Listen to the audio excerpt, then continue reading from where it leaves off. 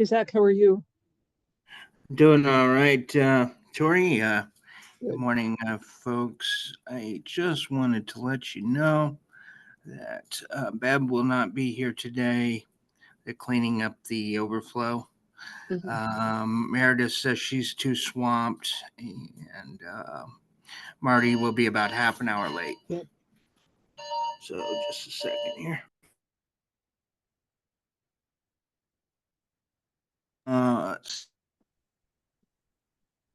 Yeah, I'm only partially here. So I'm in a So I'm work counting. environment. I think I'm counting 5 now. Is that what people are seeing? We have 5 in here. 6 with Dawn partially here. We do have 6. Right. Okay. Well, let's jump right in. And I'm ready to go with.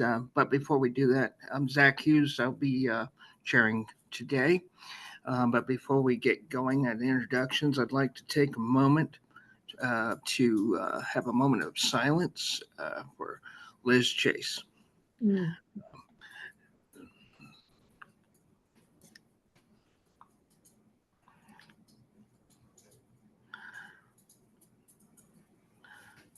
Okay.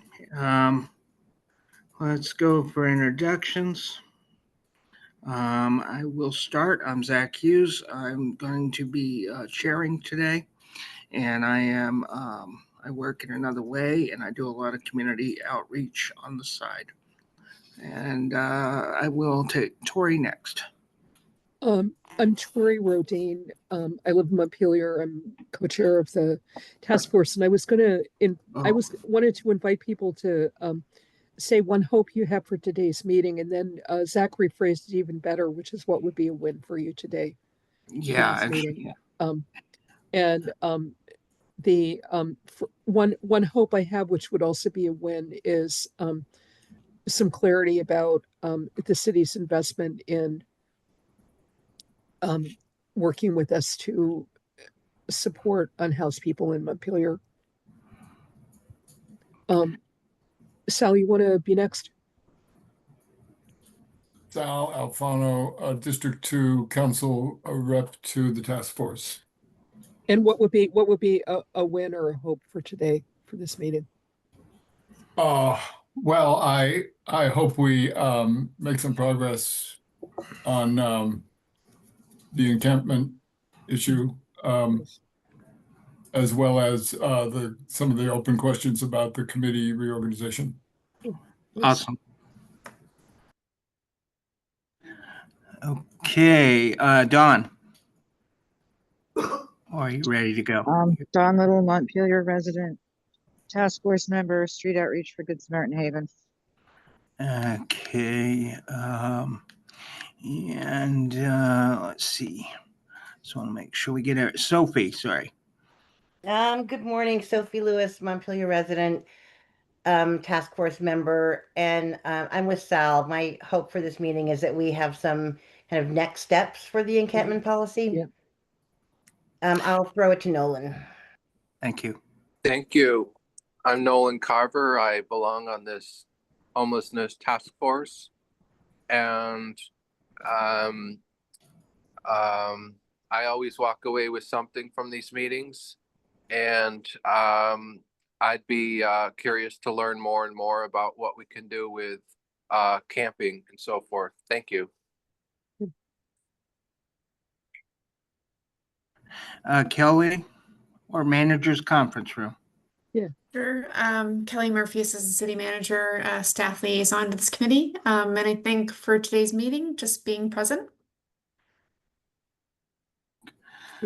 Okay, I think I got everybody. I'd like to actually add to mine that my hope is to, I'm joining Sal in this and committee in general. I would like to really kind of continue to jump into the encampment situation, and also continue to talk about or get a look at the committee structure in general going forward with some discussion, hopefully. Thanks.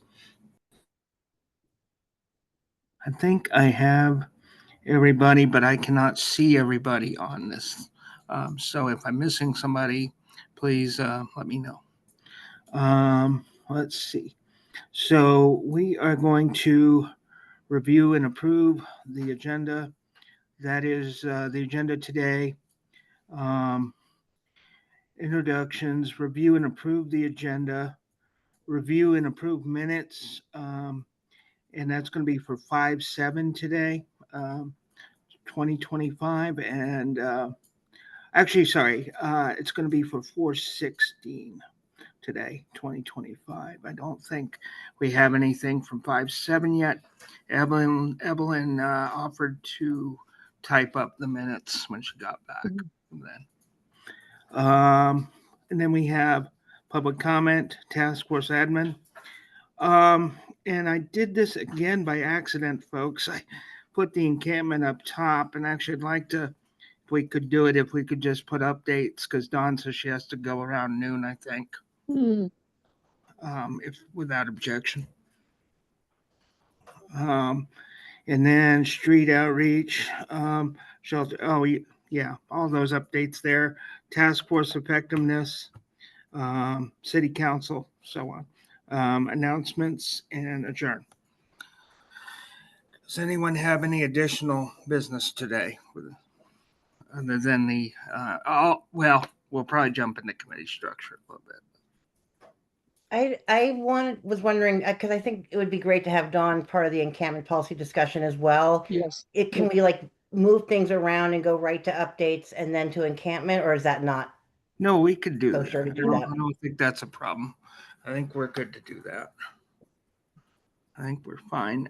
So you're envisioning going to updates and then, yeah. And then kind of back to the minutes and the public comment and admin.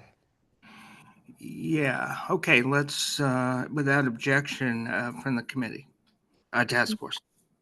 Okay. I think if we can proceed on consensus on that. What's his objection? Okay. All right. So we're going to jump into updates. Dawn, are you with it? Yeah. Are you ready? Sorry, cannot right. What's that? Who was that? Okay. Dawn, you ready? She said she couldn't right now. Okay, I'll take. Yeah, let's just jump in. I'll start. And so as I've been out more on the street outreach side since Another Way has generously offered to pay me for 12 hours of service every week. That gives me about 2 hours of ground time each day, depending on weather. And I've been really emphasis on the concern of the business community. I've been looking out just to see what the situation is downtown. And I have been able to identify a couple of spots. And just commented yesterday that I wish we had somewhere where people could actually go. And a couple of them commented to me, folks out there commented to me around the same thing, and also stated that they were asked by passerbys if they were going to get assaulted or something. So I think it's interesting. As I said, I did put an emphasis on looking at the businesses a little bit. Also, I thought about giving out my contact information and that of outreach for businesses if they're interested. I'm not quite sure. I just been doing some thinking, folks, and it's talking with folks and, asking them, like yesterday wasn't an issue, but like I saw one person get shepherded out of an entryway by probably a business owner. So, my question around asking folks to, move along out of that so they don't get in trouble and, that sort of thing.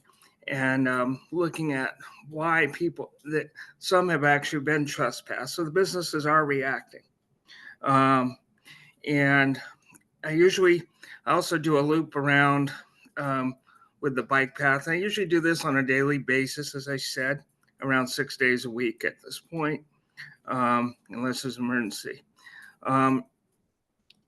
And I also, we've noted, an increase in, well, the shelter, the overflow is closed or has closed today. So we'll see more people come out there, and so on. And the weather's really getting crazy. That's the other thing I want to note. Like we're going to have something this weekend. Okay, I'll take any questions right for that. I just wanted to mention also, while you're on the Go ahead. back edge of outreach, that Berry City apparently passed an ordinance against smoking in City Hall Park, which Huh. seems to me could probably only be aimed at one thing. Right. And apparently somebody, at least one person has called the police to report people smoking cigarettes there. So it's not, I don't know where people are supposed to go here either. But anyway, Right. I just wanted to mention I that. think that's the big question. And I don't know that, don't know that answer. Pocket park. I'm sorry, but if we got a pocket park and we didn't put it where we don't want people to be, that would be a step in the right direction. Mhm. Yeah. Yeah. It's, I mean, no, I just think it's really just interesting. I had said yesterday was one of the most active days I'd seen out there. So, I think I just wanted to give people that kind of snapshot on the business side of it. I think that's important. And I also would hope that we'll continue to work with the business community, which is also a possible win from one of these meetings anyway. Let's see.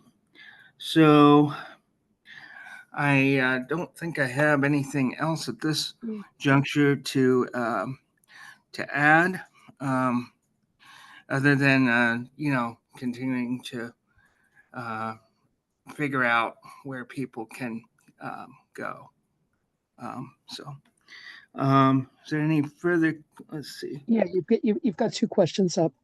Yeah, I'm sorry. I go ahead, Tori, and I'll take the next one after. Sophie, do you want to go first? Because I already had a sorry, chance to speak in the meeting. Yeah, I go was ahead. just wondering because at the last meeting, I think it was Sal, but now I can't quite remember. Talked about or you, Tori, actually, Okay. talking with the business Yep. association, and I just wondered if there was any follow up on that. One thing is, Zach, I wanted to just say, I really, really hope that you will go into the businesses and give out the cards, or do whatever will help you give out the cards and make a personal contact with the business owners. Because the idea of giving out the street outreach number, I think, is both really good in terms of they're having an idea where to turn, and also in terms of more very positive visibility for what we're trying to do here. And if there's any way that other people can support you in doing that, please let people on the task force know, because I think that's potentially a very, very positive thing to do. The quick follow up is that I think we knew already at the last meeting that the Business Owners Association had met with the police chief 2 weeks ago, and I did communicate with Katie Trouts, and they said that they had shifted. She said they had shifted their plan to kind of meeting with organizations one at a time and then trying to meet collaboratively. But I did respond in communication with her to what Sal had said about the police chief saying, well, people are gathering here because we have, quote, the only low barrier shelter, unquote, by saying, I just reread it, and it actually was more polite than I was afraid it might have been.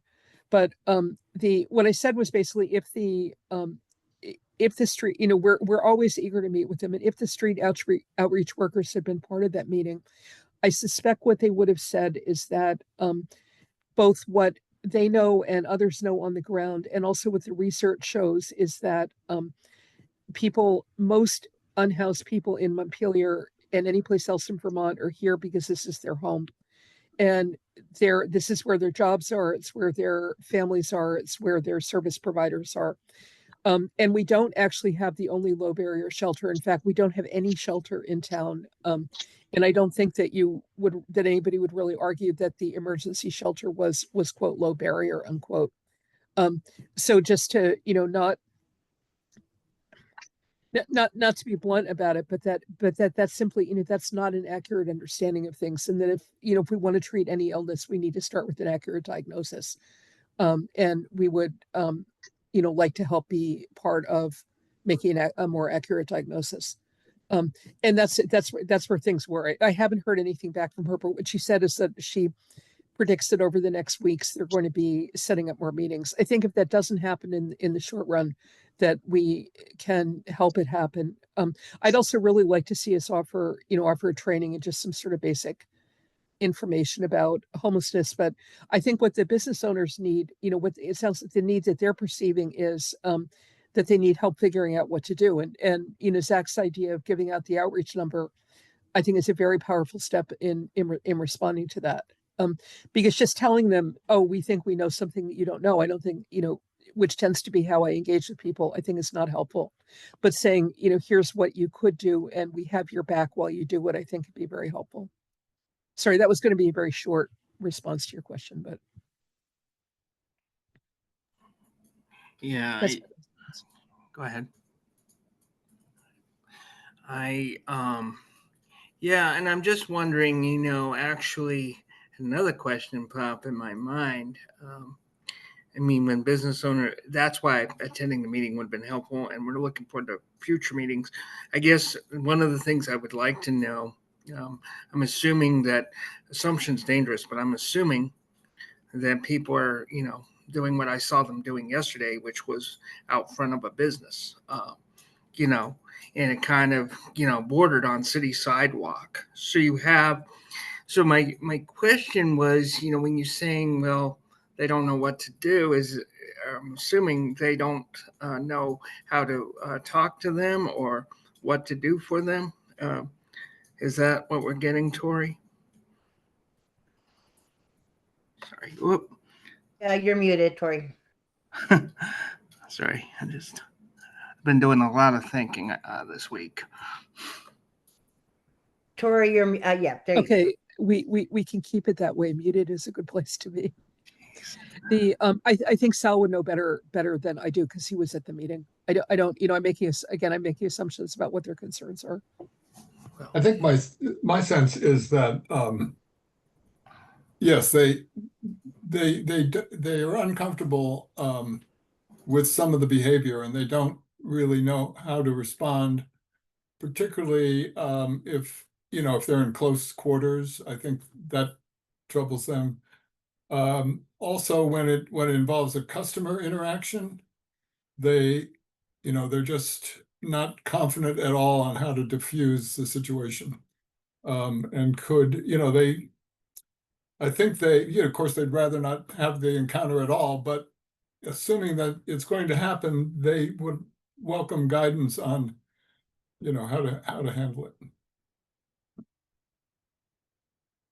Okay. Yeah, that's kind of what I was thinking. But I just, when I was out there yesterday, I was just going over different things in my mind about how would we want to, do this and that. And just, it looks good on paper to go up to someone and say, can you, or talk to them. But sometimes it depends on the situation. And I also was thinking, as I said in the past meetings, we were here in 2019, and this is how this actually started up.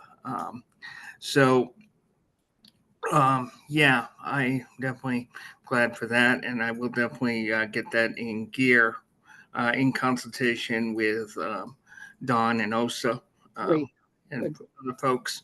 Get that in gear and get that information out. We'll And see this how also goes back to Dawn's point that we talk about a lot is that people have nowhere to go.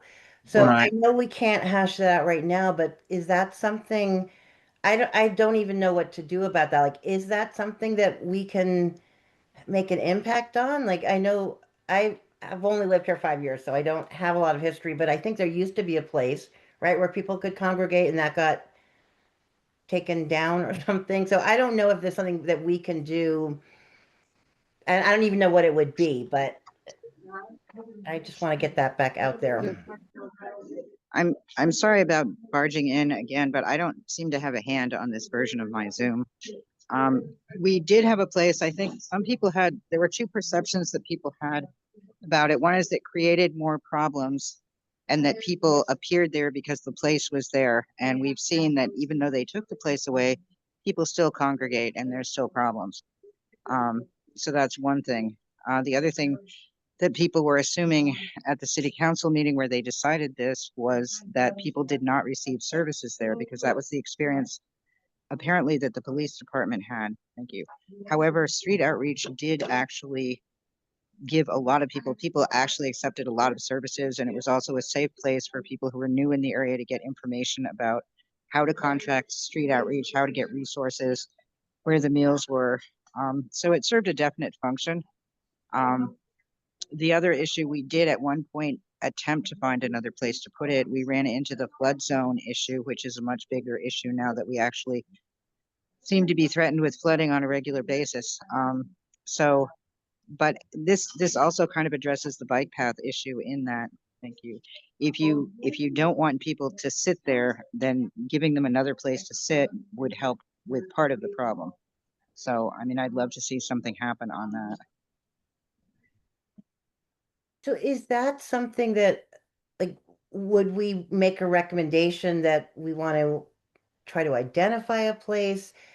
I'm not even sure what the next step would be. Sorry, Dawn, go ahead.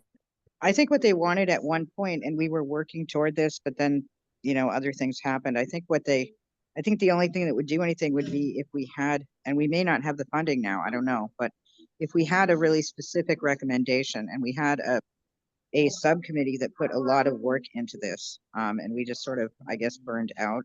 We ran into a lot of obstacles, one of them being the floodplain thing, the other one being where can we do this somewhat centrally in Montpelier without putting them directly in the path of other vulnerable people. But I think a specific proposal, the big problem is where do you put it, I think. One of the few places that is not in the floodplain was the very back of that lot where the last incarnation of Girton Parklet was, between Shaw's and the drawing board, but way back is not in the floodplain. However, there was concern on the city council that was too close to the parking lot for the apartment buildings. But if we formed a subcommittee, I mean, we could look into that again. It's kind of a daunting task, actually. But I think making a vague recommendation to the council would not bring any sort of action. I think it would have to be really specific. We would actually have to come up with a workable site to put it. Thank you. Yeah, I mean, the other thing I'm just going to point out is short of finding a place for folks, they're just going to find their own places. Well, the other thing is, go on, Zach, I'm sorry. And they do. I've identified at least 2 or 3 different spots within the city at this point. So, I mean, and then there's the question of who does that, right? Who would come up with the place? I mean, obviously we come up with a recommendation, but they have to be able to work in concert with different connections in the city and all that. So, I just want to remind that congregation will occur anyway. And the same with camping, that's going to occur anyway. So it's, a never ending story here. Okay, I think I don't have anything new on. Does anyone have anything heard anything on S91? I know the Senate cleared it, but I don't know if it. Tori, sorry. I have some written revisions to it that somebody sent around Okay. earlier this morning, but I haven't read them and I don't have them here. I'm happy to email them to people if that would be helpful. All right, that'd be fine. Yeah. Zach? Yes, sorry. Just circling back to the finding a place, and I'm just speaking off the top of my head here, but I think it's a very complex undertaking. I think if you have, I mean, to say the obvious, but if you have one place, you're encouraging a larger gathering. I mean, it's just math, right? Also, if you specify specific places, you're trying to manage a population, some of whom resist management. So we should certainly make the effort to explore the idea, but I'm not sure it's an automatic solution. And managing the issue is what we're after. As Zach is constantly saying, we're not going to just solve it once and for all. We've got to find ways to manage it. I just don't want to get people's hopes up that we can do this one thing and it will Right. relieve the situation. Yeah. The current situation, people are congregating. I mean, we can determine where they're congregating now, and maybe the strategy is to come up with a better way to monitor that, or a better way to manage the behavior, to educate the nearby vendors or the nearby population. I guess I'm just saying that I don't know that there's a single solution to this, and we need to keep exploring, but I'm not sure we're gonna fix it with just by providing a location, even multiple locations. Right. And the having been on the task force since its inception, including a study that was a couple of these reports that came out. I think a couple of them, including the Parker advisors, we talked about, a day situation for folks. And I mean, I agree with you, Sal. It is very complex, and that's why, I was just thinking about that yesterday. How complex we're talking here. Not to shoot it down. I don't want to shoot that down. So if anyone has a piece of real estate somewhere, just kidding. But I think that's the other thing we used to hear from the police, and we did hear was you're encouraging people to come together like that, and but I think also the central location also provided a spot, and I think yes, yeah, and if you established it, as I think I've been saying for a while now, you would need to provide a dedicated service corps in people and equipment and to manage folks that you would attract to that. I mean, if you're declaring this is a space where you're going to attract people to that space, and you need to then apply the resources required to manage that population, which is something that at the moment we just can't do. Right. Yeah, no. So I but then to think about, and I think I like the idea of looking at it from the other side of what can we do in the now situation, like the idea of us educating, and if possible being able to do it from both sides, being able to do that, depending on people's moods that day.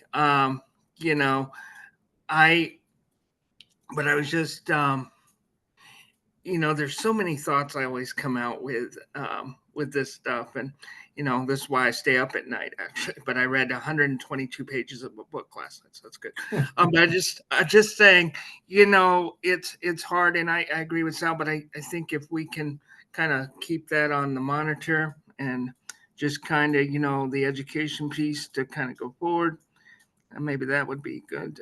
Did anyone else have a comment on this? Does anybody know whether whatever the Good Sam plan is for doing something in Montpelier this fall and winter, does that include a day space? I mean, that could be part of a solution. It could be.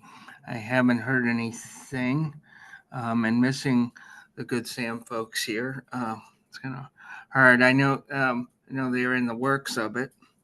I don't know if that includes the day space or a day space or not at this point. But okay, so let me think. Did we miss anything else? I don't think so. Next, let's see. So we are now down in the encampment part, folks. And I understand. I think Tori and Kelly had a conversation, right? No, sorry. Go ahead, Tori. Right. Sal and Kelly had a conversation. Sorry, So Sal and Kelly. I want to pass the mic to Sal, but my Thank you. my understanding of that conversation was that first of all, that nothing happened with the recommendations that we approved and sent to council last summer and fall, and that Sal and Kelly came up with some great ideas about what we might do next, including maybe just making sure that those recommendations go to city staff rather than to council. So, Sal, I'm passing you the mic and getting out of the way. Thank you. Well, Kelly and I spoke last week, and this was among the things we didn't have a lot of time, but the question that I put to Kelly was,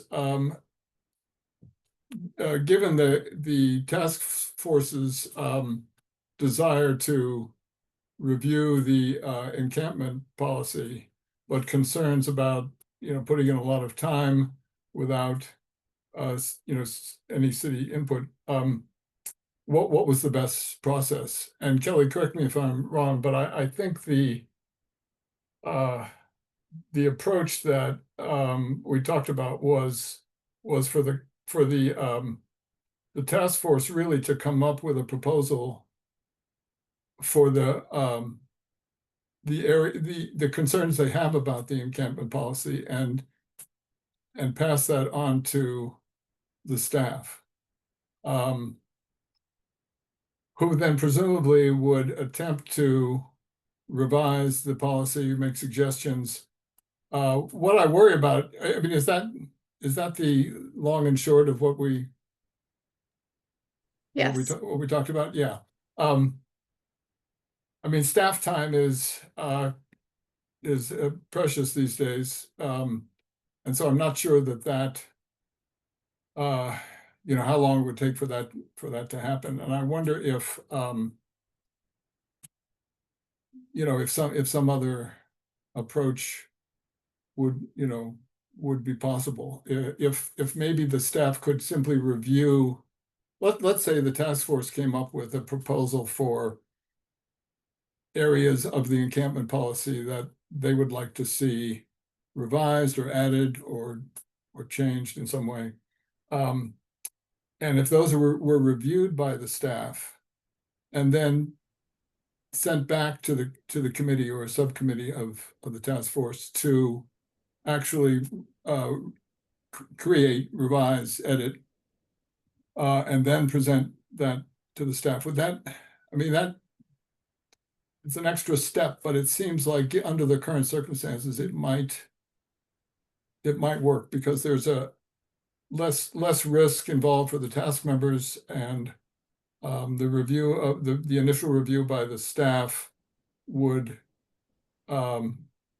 emphasize areas that where there's agreement, and other areas that might be trickier, and we could avoid the tricky areas and work on the stuff that was accessible. Is that a workable plan? Might that something like that work? I guess I'm saying that out to the group. Okay. If I'd like to get Tori real quick, and then Okay. get to the group. So we actually did that work last summer and fall.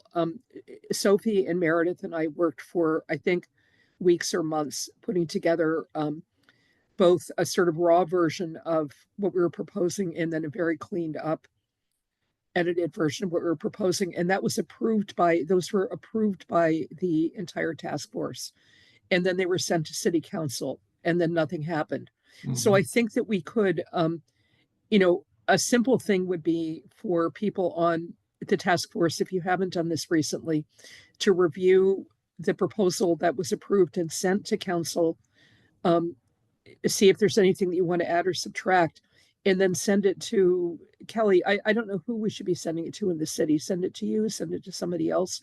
I mean, we don't actually have to do anything in terms of developing something new now, because we did that last summer and we approved it last summer.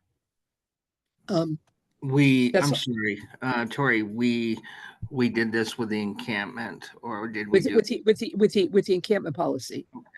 Okay. Yeah. I believe. I mean, if somebody remembers it differently, please. We probably did. I was kind of mixing it in with some recommendations that we came up with, so I didn't know if that was encampment or not. I'll definitely take a look. Zach, if I might. Yes, Kelly.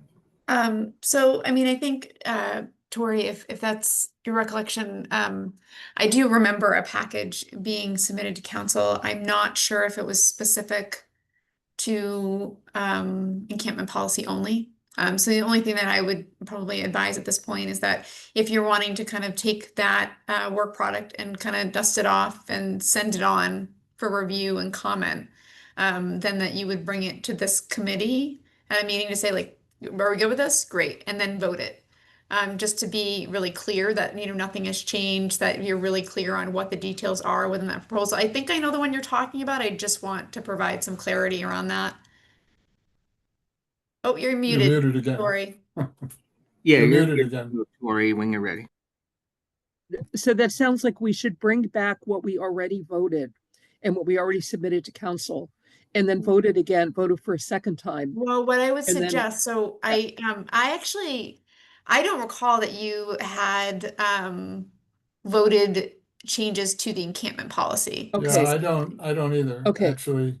Okay. And so And then I would just want to take a look at the minutes to see Yeah. if that's actually sort of what, and that's why we have minutes, right? Like, I just, Yeah. not because I'm trying to challenge you in any way, but Yeah, more. no, like, that's I'm fine. a little, Yeah. little hazy on actually that piece. And Yep. if that's the case, then I just want to be really clear. Sure. That's all. Let me see if I'm going to see if I'm not organized enough that I can guarantee this will happen, but I'm going to I know that we sent out something maybe 6 weeks ago when we were picking up this discussion again, that included what the task force approved. And and I sent it out to everybody in the task force at that time, but let me look and see if I can find it in my email. And just for clarity, also from my side, I was kind of picturing something else as well, Tori. For some reason, it might have been that I was hazy too, because I was thinking that we had sent some recommendations up, and that they didn't get looked at, but I wasn't clear on what those recommendations were about. Yeah, we absolutely sent something. I Oh can no, I give know. you the date, and the task force voted on it. It included more than just the encampment policy, Okay. so that might be the confusion. It wasn't just on the encampment policy. But Tori, do you want me to forward it? I have what you forwarded. Please, if you have it right there, please forward it. I would say forward it around to everybody. You Is did, this, yeah. No, if you could forward it to everybody. Sophie, is this a document entitled Homelessness Task Force Report and Recommendations on Community Actions, Conversations, and Conflicts, etc.? A very long title. That's not the file name, but on the actual document, that's the September 18th, 2024. I think that is correct. That's probably that would be around the That's date. not like it is, Tori. It's around. I know that when we sent it was around that date, and that we had we drafted something, and then Meredith made a very lovely kind of edited version of it, and that we sent both of them. Yeah. So I'm in there is a section 3, revise the encampment policy. Yep. There are 5 bullet points: avoid criminalizing poverty. Yep. Transparency and inclusion. Respect and protected rights. Data transparency. Address disruptive behavior separately. I guess I would be looking for a more specific analysis of the encampment policy itself. Okay, For example, I think the definition of a high sensitivity area is something that needs work. Yep. Yeah. So something, in other words, if we were going to dive into the policy, the more specific we are about Yeah. the area, so the very specific, address disruptive behavior separately. That is now, as far as I can tell, not at all in the policy. So, you know, that's something that could be, the task force could create and submit for editing and potential Yeah. inclusion. But I would say the more specific, the better. And I can add, I mean, I went through the policy in some detail. I can send my comments around to people if they want to take a look at it. But now that I see the document, I can understand why it sort of went over my head that encampment was a part of it. It definitely was included, but in a sort of general, a valid way, but a general way. And I'm thinking something much more specific,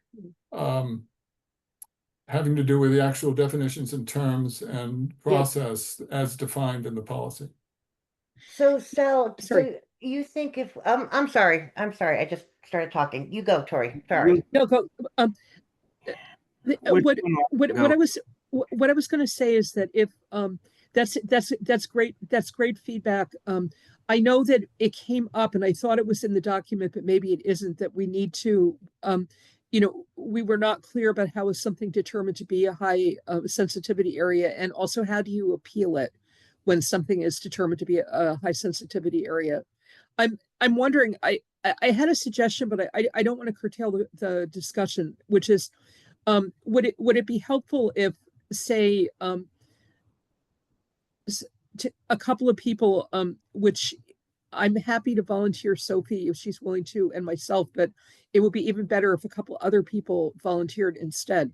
Volunteered to put together a draft. Send us. I know that people sent a lot of suggestions for our meeting a couple of weeks ago. See if we can integrate those in and then bring something back. Just so we keep it moving, but with the understanding that we would need everybody's suggestions, and that Sophie and I might not be the best team to be doing this, but maybe willing volunteers would be welcome. So then, Sophie, yeah. So then I think that's a really good idea. And then I just to make sure I understand what Sal is suggesting. So the task force votes on it, and then we send it to the staff to look at it to say, yes, it makes sense to follow up on this. No, it doesn't make sense to follow up on that. And then we revise it. Was that what you were saying, Sal? So that we don't kind of waste staff time or task force time? Well, yeah, so we don't waste your time or staff time. In other words, if we have a sort of look at the broad concepts that the task force believes need some attention or need to be added or revised, staff can look at those and they can take something like deal with disruptive behavior separately and say, well, here's why that's not in the policy now. There may be a backstory to some of this stuff, and to avoid having the task force go down a dead end, we'd have some review. Once we got the comments back saying, yes, this area could use a revision, then the task force knows that the work they're doing will have value and is likely to be adopted. I mean, that said, we need agreement from the city staff to do it that way. But I think it's less work for the city as well. So Kelly, does that sound like it would work from your end? So I think in theory, yes. And I do realize that there is the need to review the policy for sure. I think so there's a couple things that I'm also just thinking about in terms of, what the staff comments might look like So we definitely can communicate on a marked up version. And then that may be me or maybe somebody else, just to be clear. And then I think from there, there are instances where because of staff capacity, we may, like the appeal process, for example.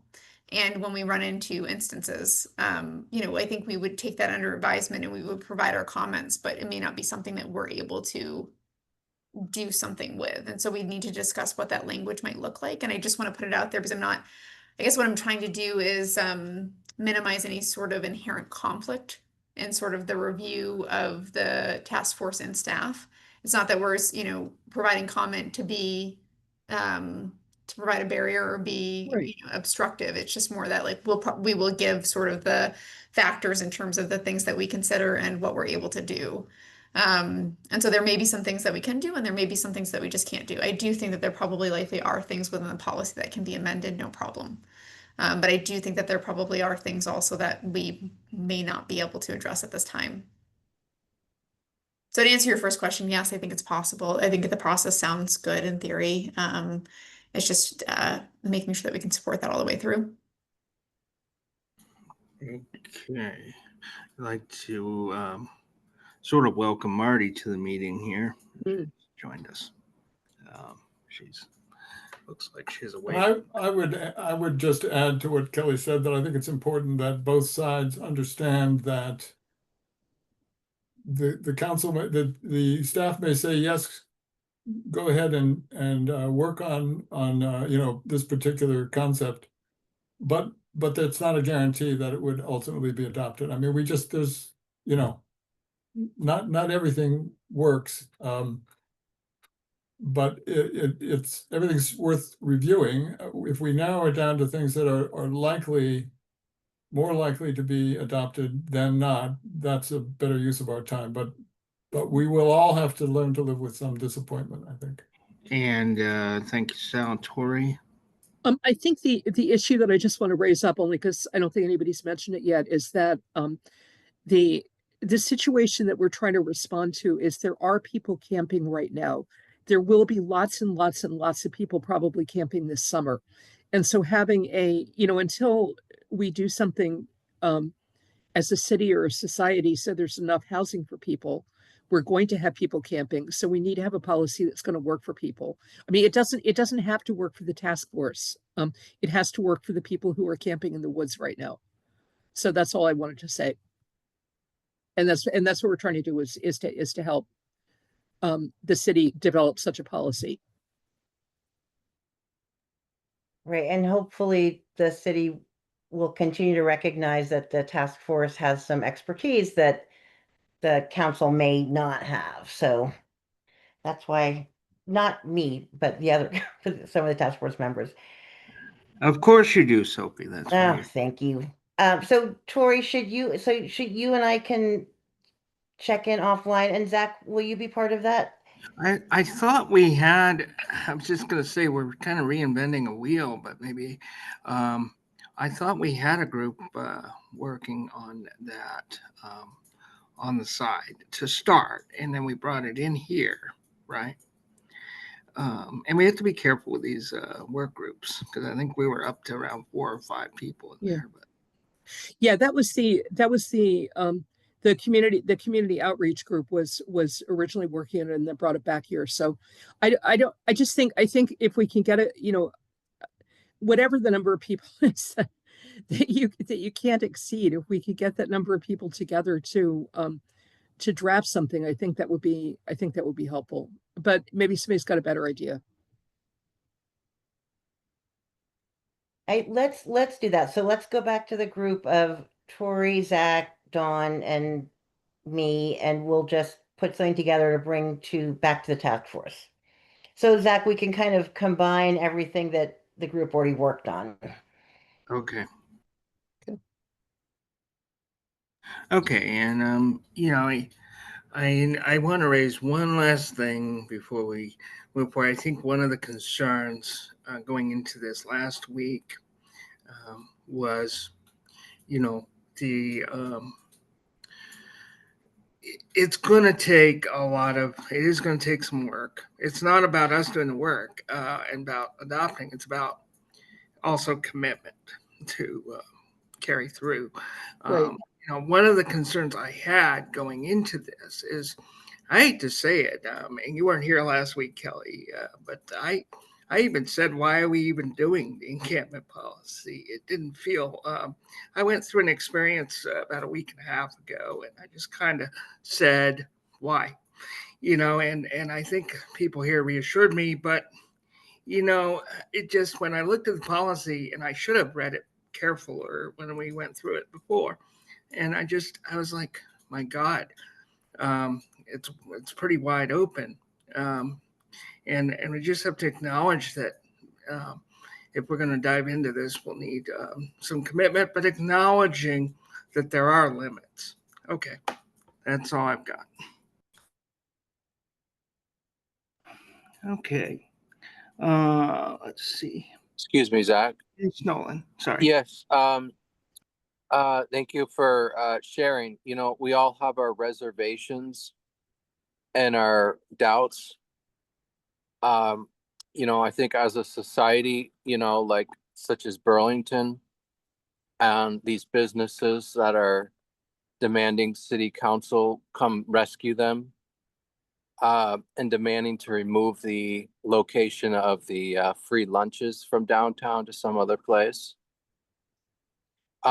You know what I'm saying? So there's really, we're really seeing a lot of friction. And people are going to take different perspectives depending on where they're coming from. And that had been my memory, is that decades ago, Burlington has a clear anti-homelessness sentiment, or at the very least, that is how journalists are describing it, as anti-homeless. So, it's okay to change our minds, right? And it's okay to have doubts. And I just think that eventually we just need to keep moving and growing. So thank you. And thank you. I thought at one time Burlington was doing a little bit better, but they seem to be struggling right now as well.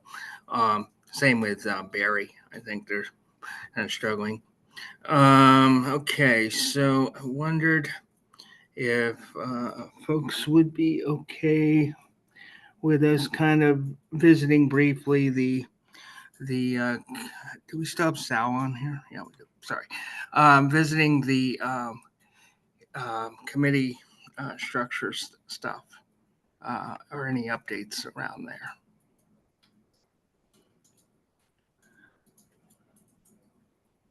Well, I don't have any updates per se. I think that the subcommittee's been working on it. Kelly, is it on the agenda for a future? Yeah, and I actually do have an update, and if it would be good to mention it now, I'm happy to do that. And just looking at your agenda here, Zach, in terms of the committee update, which item are you looking at it under? Or are you thinking they would be I'm gonna for this one, I'm gonna designate it City Council A. City Council A? So it's going to be above, etc. So you're going to see the updates, right? Look down through the updates. Yep. Task force effectiveness. Yep. And I see task force, I see A, street outreach, B, shelter, hotel, legislative, city council, and then the task force effectiveness. That's correct. Okay, so I'll add the notes then just to the bottom. And I will, and I will do better on that. But no worries. All good. I just wanted to make sure that in terms of, making sure this gets into the minutes, that it's under the right item. Okay. So as you know, and actually I am working on a communication to committee chairs and their staff liaisons to go out at some point today in advance of next Wednesday's meeting. We are reviewing committee structure.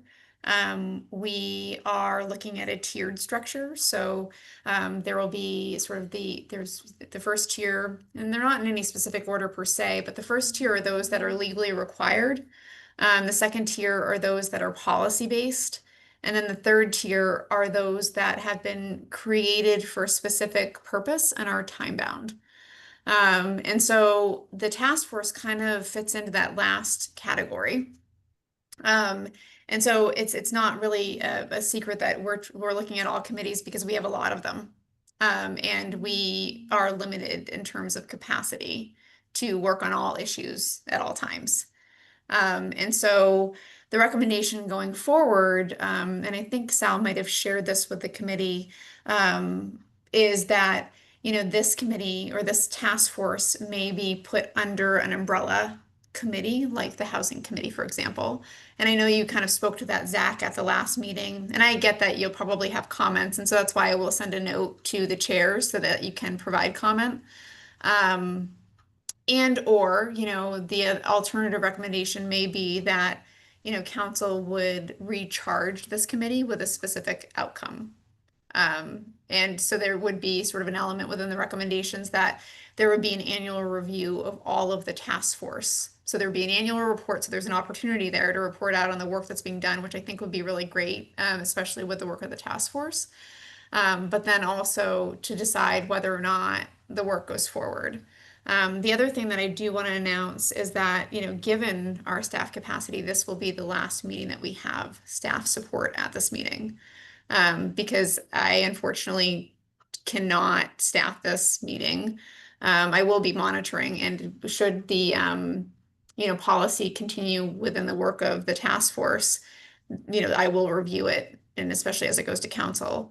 But we're just at that point now where we really have to evaluate where we're allocating resources. It's not that these issues aren't important, and I know that it may seem that way. It's just that we have to figure out a way forward. So I wanted to be upfront about it. I know at one point, Zach, you had asked me whether or not I would remain as the staff liaison.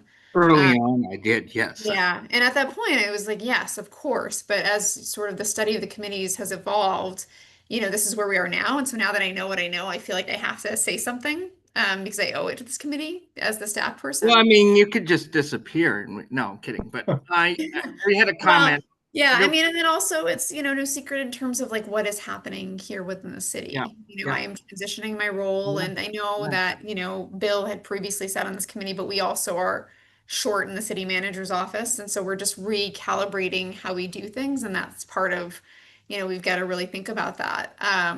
So I'll send a note. And as I understand it, both you and Tori are co-chairs at this point. That's correct. And so I'll send it to both of you for comment. Thank you. And I have a question about, is staff going to be able to take the tape here and do So then that's some? the other thing is that after today, so I'll do the minutes for today, but then the committee will be responsible for their meeting minutes. Wonderful. Thank you for that. I'm just kidding. No, I know, right? Radical acceptance. Tori? So Tori. after our last meeting, I sent around a note to people on the task force, just asking so we can improve the meetings, asking people's feedback about the meeting. And I think 5 different people expressed serious concern about Sal's sort of passing comment about merging with the housing committee.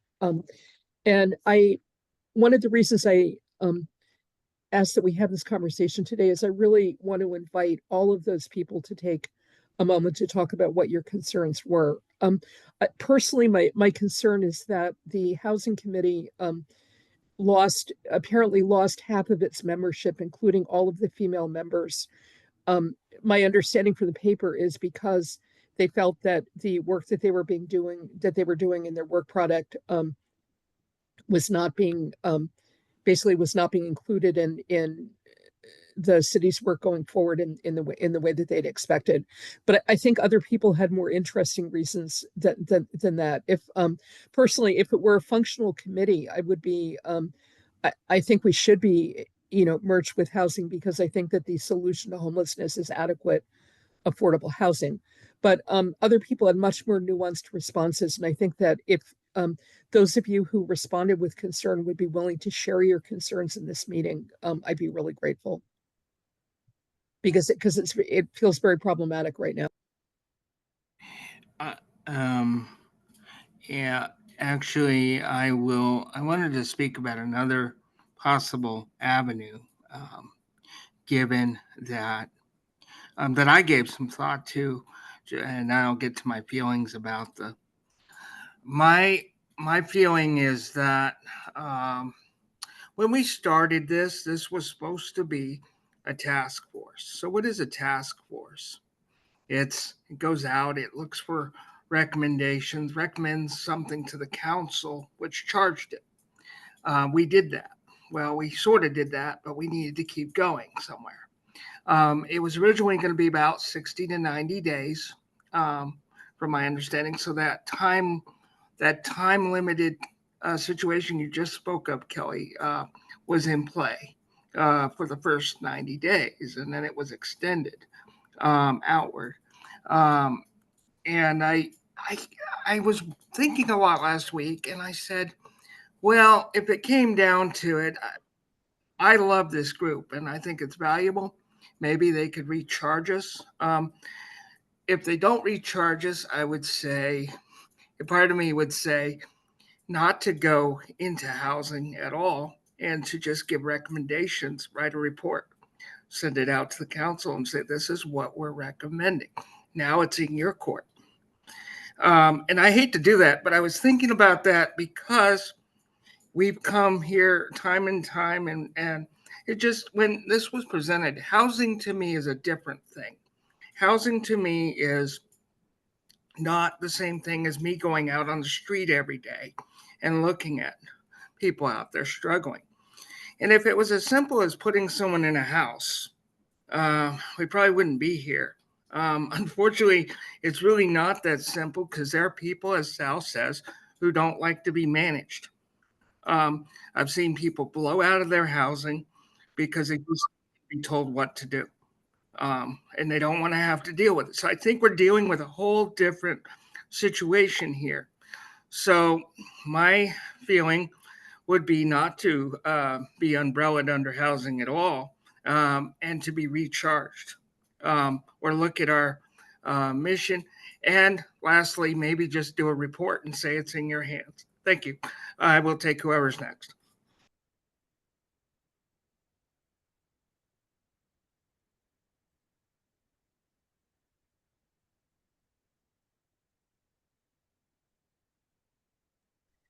I know that Marty and Dawn were two of the people who expressed concerns. I can't remember whether Sophie did, or I think Sophie did as well, but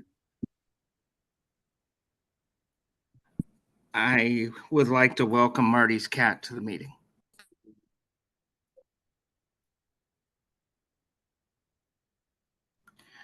All right. Anyone else who wants to speak on this? We'll continue to have the conversation. Marty is speaking, but she's muted. Okay. Actually, I'll speak after Marty. Okay. Thank you, Marty, when she's ready.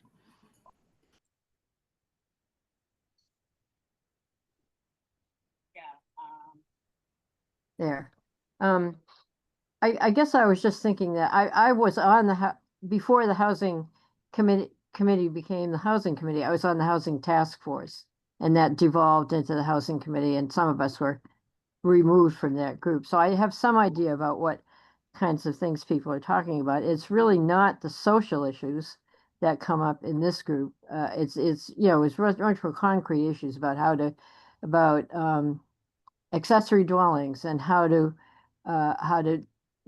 get more development in the city and things like that. And that's a very different thing from what we've been talking about. I think there were places where it intersects a lot. Like Tori said, the issue of people being unhoused is really needing affordable housing that we don't have. I hear that Montpelier has a vacancy rate of under 1%. Oh, that's not very encouraging. So I don't know, unless you divided the meeting, but some of the people on the housing committee are not going to be very interested probably in the issues that we're more apt to talk about here. And so I guess that was my worry about it. It might not be a problem, but I do worry that the focus will change and we'll sort of lose some of our focus. Yeah, I agree with Marty. And since apparently at this point we don't have any staff anyway, does it matter? Like, can't we just continue with, like, why would the council not want us to continue as a task force on our own.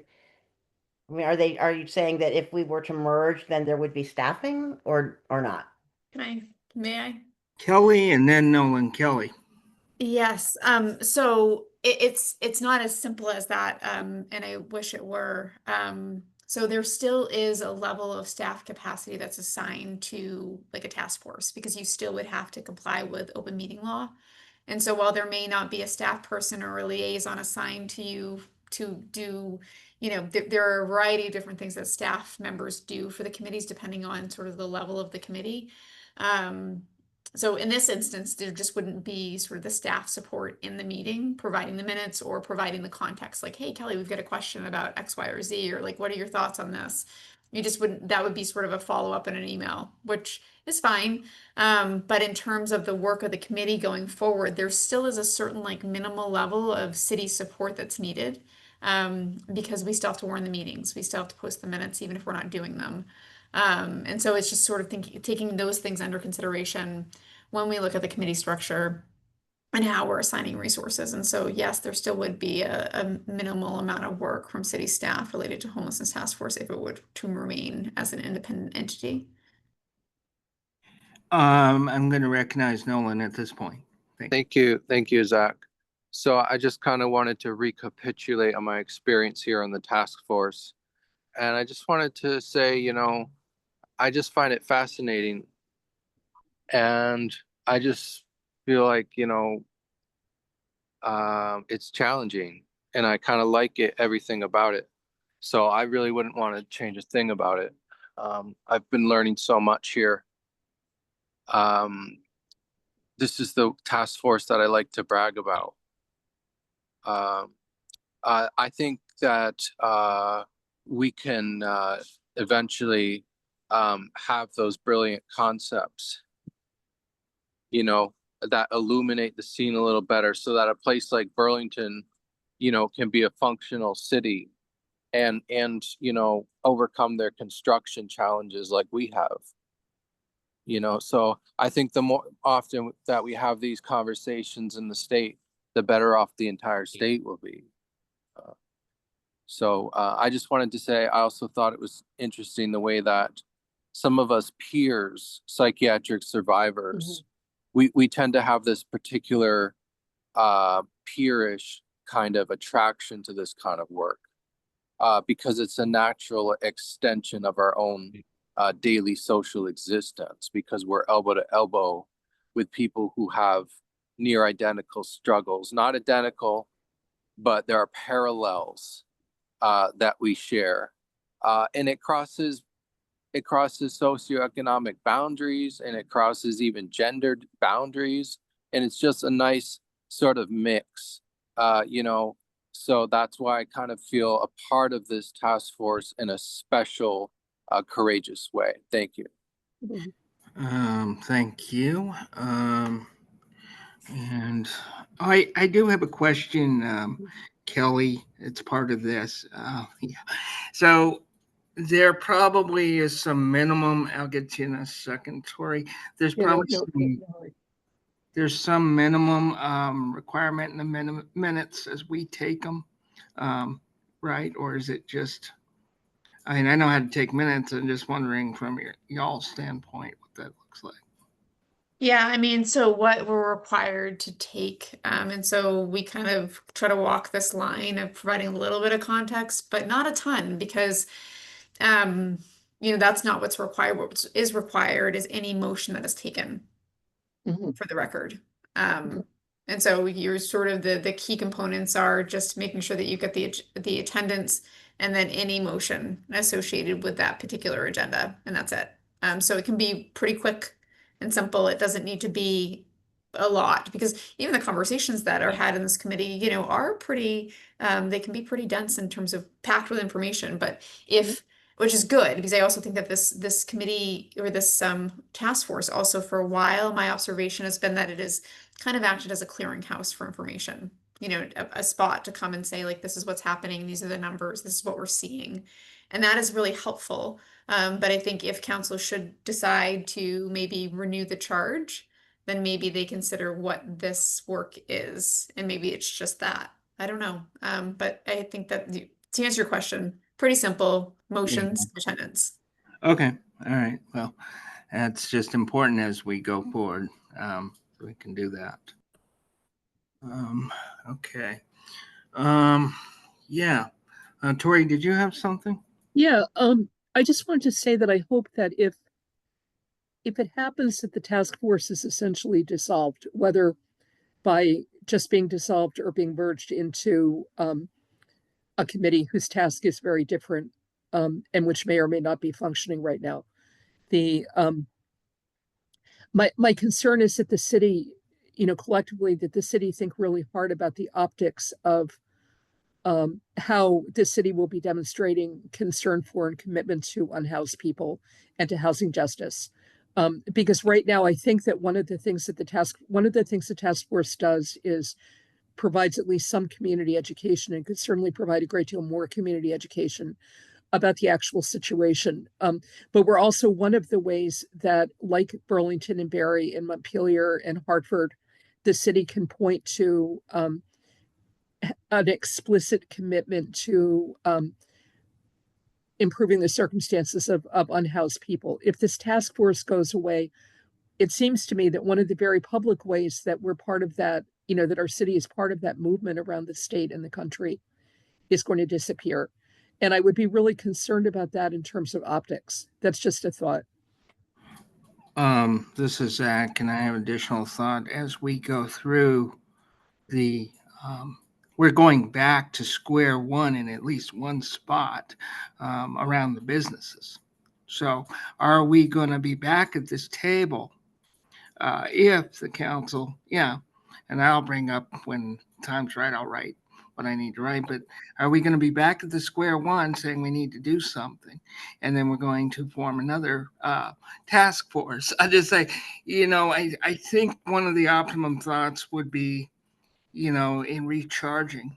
Barry has their own, and they renamed it with a particular charge. So they're no longer a task force time sensitive. But I think when we look at that recharge, we'd have to identify the work that is going to be going forward. Because I think it is different from housing, and that's why I said the other option, which was, let's just do a report and recommend it to council and close it out. If that's what I thought, because it was just it's just a lot of that is the biggest question when I leave these meetings every week and every time I communicate with the city, and I know you guys do your hard work, but what is the commitment to this? Because sometimes I feel like it's hard. And I don't know what, I guess the big question for the task force and for the city, what is going to be a win for this? And I'm not talking about, it could be a long win of let's house everybody, but it could be as simple as we're going to commit to do this and this in the short term. Thank you.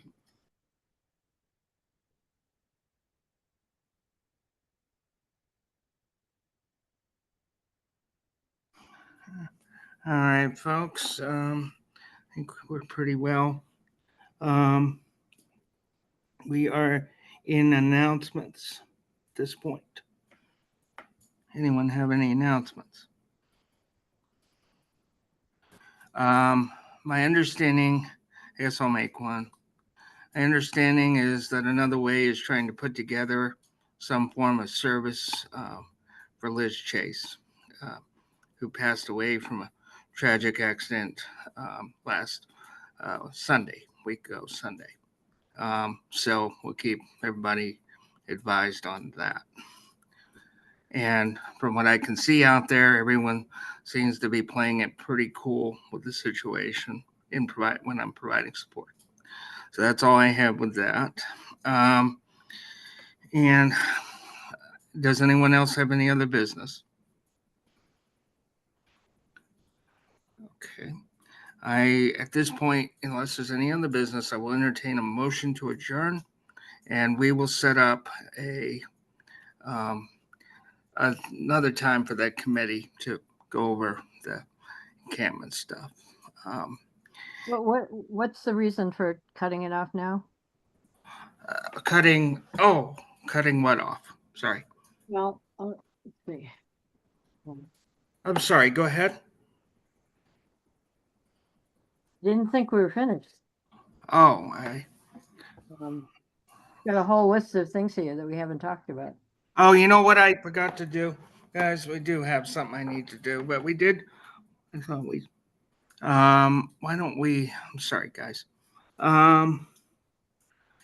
Yeah, we're still in updates, but I forgot to do something. I need to do it for the record, Kelly. I need to just make sure that we don't have any members here from the public. And I don't see any, but I need to address that for the record. This was a time for folks who are in the public to speak.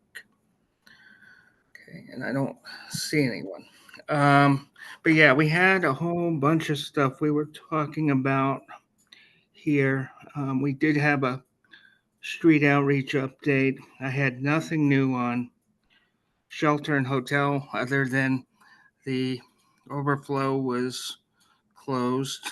It's closing today.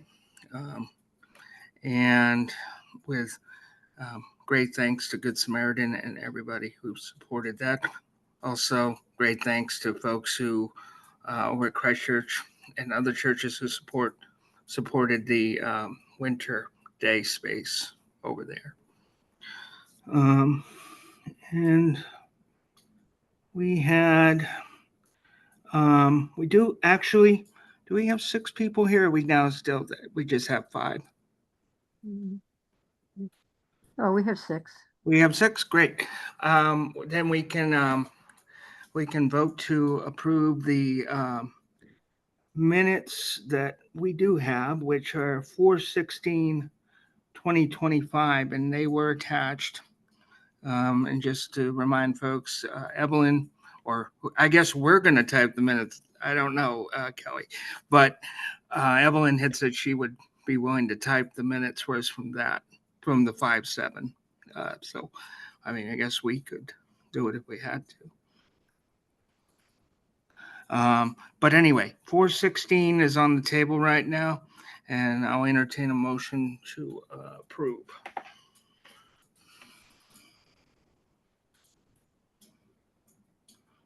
I so move. Thank you. Do I have a second for 4/16?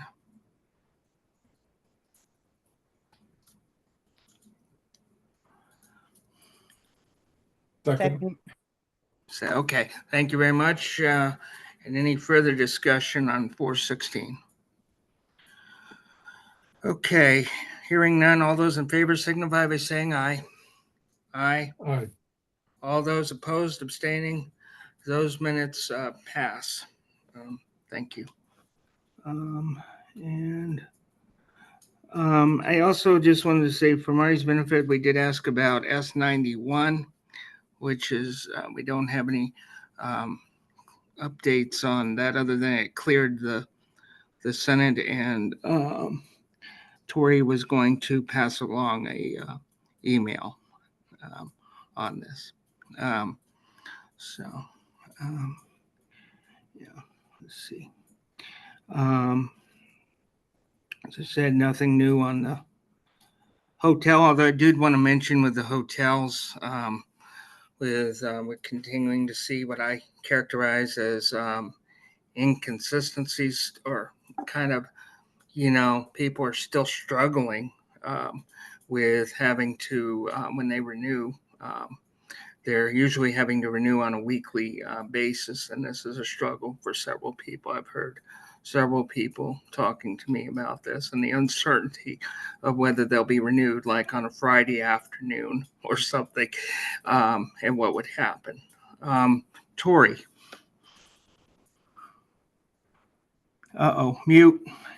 You're muted, Tori. Thanks. Since Marty's right, we do have a few more minutes. I wonder if would it be helpful to get back to the question of Will. You know, because I think the question there isn't, are people on the task force willing to do the work that the task force takes on? I think the question is, to what extent, you know, in the midst of our efforts to make this issue visible and to help the people be visible in an honest kind of way, does the city have the will?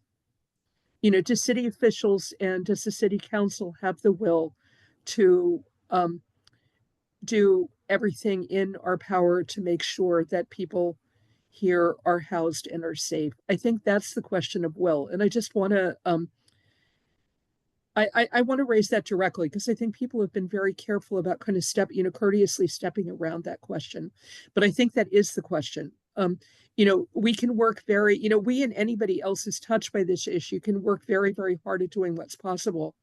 But it still is going to be, you know, it still rests in the hands of the city either to say this is a crucial issue and as a community we're prioritizing addressing this or not. And if we don't, okay, fine, we'll continue to have people panhandling on Main Street and sleeping in the woods and so on and so forth. But that's what I want to bring up is, do people have thoughts about the question of will on the part of the city and the part of the community?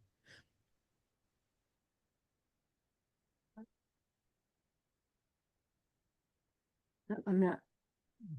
I can say something. Go ahead, Nolan.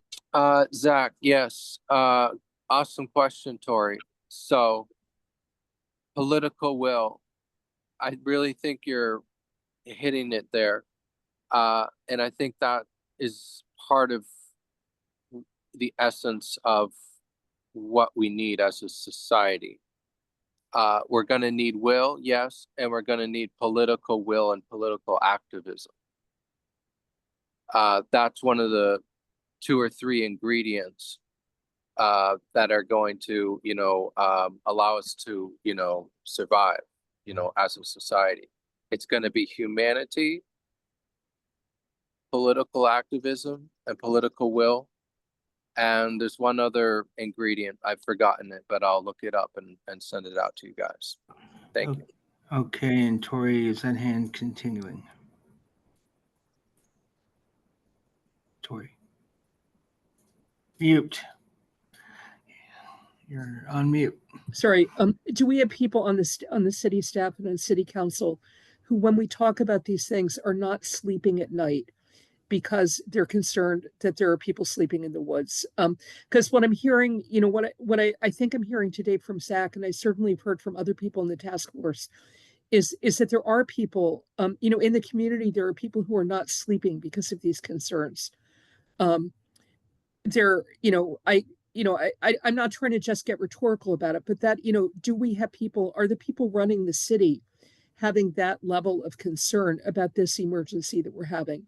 Because I think that's what, you know, that's, if that's the case, then we can work really hard and we can pass along what we learn and what we recommend and be confident that it will be transformed into getting people out of the woods.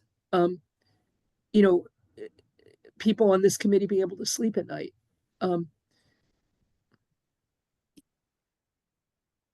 Yeah. It's hard because the city is broke and there are so many priorities and the city needs so much done. But I think you're right, Tori. That's the question. Like, I mean, we can't just say there isn't any money because there is money. It's just this is not the priority where the money gets spent. And I'm not, and I understand why, because there are other things that become higher priorities. But I think Tori's question is really valid. Like, is this something that we should continue to push? Because if we're pushing against something that's never going to shift, then I don't think any of us want to do that.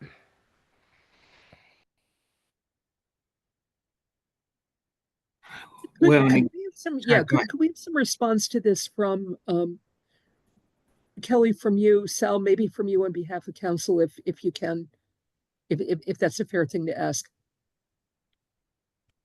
Well, I mean, I don't think the, I mean, it's not that the members of the council are unconcerned or oblivious or unsympathetic or non-compassionate. I mean, it is an overwhelming problem in a long list of overwhelming problems that the city has, and it's one that that we need help to solve, and the people who need to help us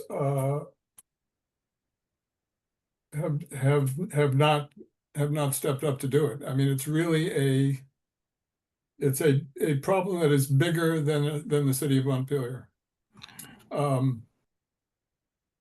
You know, and I look at a city like Burlington. You know, they had. I went to a wonderful presentation about their, you know, the pod program that they had, which was $1 million program, $1.2 million budget line item for the city of Burlington to house, I think, 50 people. And it obviously did not solve their problem. You could argue that it's not even managing their issue. So the question is not just one of finances, but what's the best policy to pursue? And I don't see an answer to that yet. But I think that the city has made some effort to provide some pressure to the state to change the policy. It hasn't been successful. We haven't been alone in that.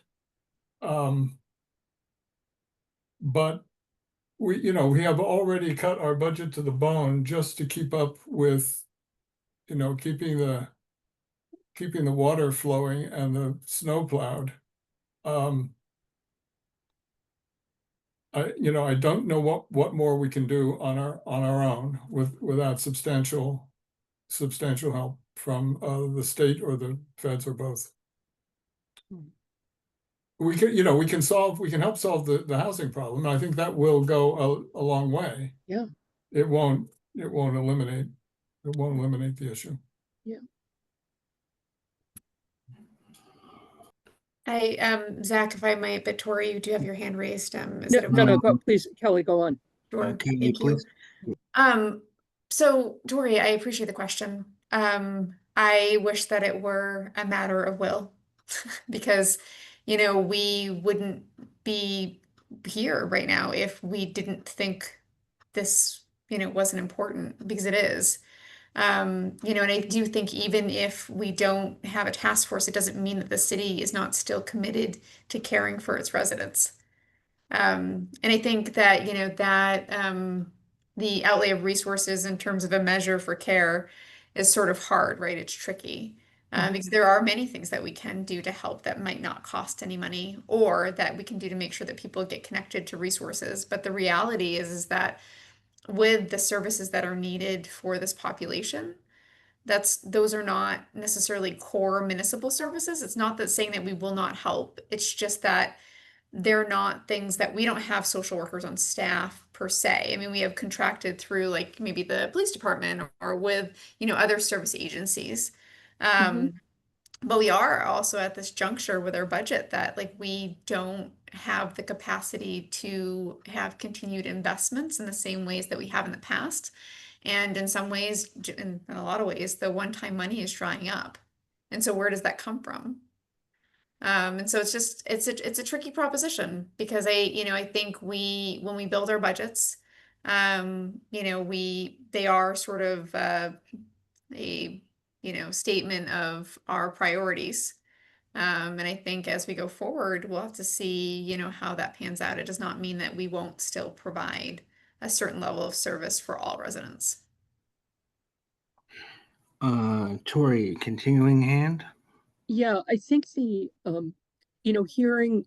these things, if I were running any organization where I was aware there was a big problem and that I didn't have the knowledge or skill or whatever it is, but I think in some cases knowledge to manage that urgent problem, that would not be the time that I would decide to discontinue a committee that actually offers that knowledge, where we have, you know, I get that I get the city doesn't have a social worker on staff, and I know that this task force in the past has recommended, say, doing what Burlington and Barry are doing, which is to have somebody on staff whose job is to manage housing and homelessness. That has been done other places. It's been very effective.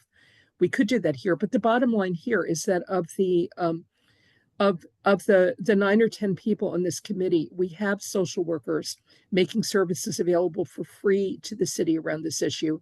We have outreach workers making services available for free. We have a public health professional making services available for free. And that's just the people where I know off the top of my head what the skill set are that people have. If I needed those things and I were the city, I would say, wow, I am getting those things. We are getting those things for free, and we really need those things. Let's figure out how we can keep getting them for free. I would not say this is the time to basically tell those 9 or 10 people, thanks, but no thanks.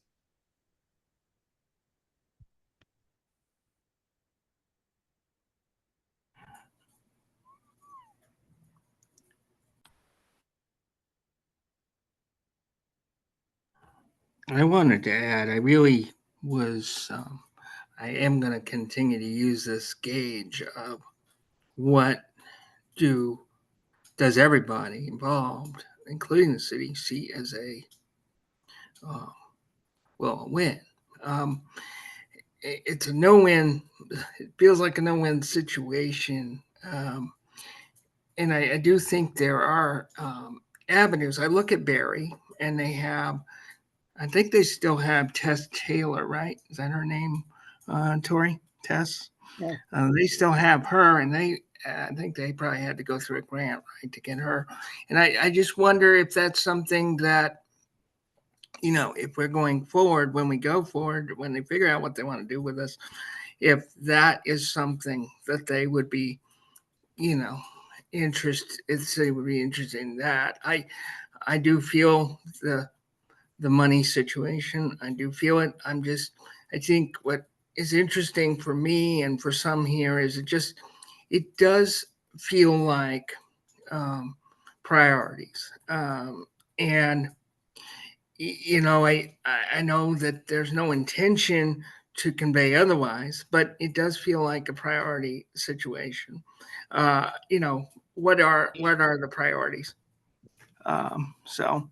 And that's why you hear some of us pushing back and saying, okay, and my wild idea of just, doing a report and saying, okay, because we do have those expertise and we continue to bring it to the city. And after the meeting today, I am going to go back and look at previous stuff that we've submitted to y'all from like 5 or 6 years ago, because I'm curious. But anyway, thank you. And we are now over time, so I will entertain another motion to adjourn. Or will we? Yeah. I'll entertain another motion to adjourn. I would just say before you do that, Yeah. I think we're jumping the gun on the committee reorganization. I answered a question that somebody asked a couple of weeks ago with a sort of vague knowledge of what was being done. Kelly has kind of fleshed out what the possibilities are today. It seems like people are drawing conclusions based on very little information and very little reflection on how it might be made to work. The reorganization was not undertaken on a whim. There were in excess of 30 committees with problems in membership, problems in arriving at a quorum for every meeting because there just weren't enough participants, issues with staff, being able to be in attendance, and so on. So there were issues that required that something be done to alleviate the situation and make the committees more effective, eliminate redundancies and that sort of thing. And And this is a first step, and it may work, it may need revision. I encourage people to give it a chance and wait for one thing for the full report next week before we leap to conclusions about what will and won't work. And with that, I will move to adjourn. Very well. I have a move, and Okay. hang on. I'm gonna, Sal, one Hold thing I on. think that you got in Hold this. on. I'd like to move this into discussion if possible. I'm trying to do a motion and we can go into discussion if that's okay. Yep. Can I get a second so we can go into, you'll second? What is the motion? To The motion adjourn. is to adjourn, adjourn. but I'm trying to go into discussion with it. Because we get I don't lost. get it. I don't I'll know. withdraw the motion for 30 seconds. Very well. Okay. Thank you. Good. Go ahead. Sal, I think what you got in this meeting, and Kelly, I think what you got in this meeting was a lot of very thoughtful reflection and information about why a number of people don't think that don't think that some form of discontinuing this committee is a good idea. And what I would ask you to, I don't think anybody's jumping to conclusions. I think people are saying we listen carefully to some of what might be proposed. We're saying these are the concerns that we have. Please take these concerns very, very seriously before you decide anything. This committee actually does not have a problem with getting a quorum. I don't think we're having a problem with membership. And I would, we're in, you have 9 or 10 of us completely for free. That's a whole lot of, I don't know what the Parker associates got paid, but a bunch of us would get paid about that amount if we were doing this as consultants, but you're getting us for free. So please use that and listen to what we're saying. Thank you, Tori. I agree. There was a lot of very good input. I appreciate it. All right. If there's no other business, I will entertain a motion to adjourn. So moved. Thank you. Second. Second. Thank you.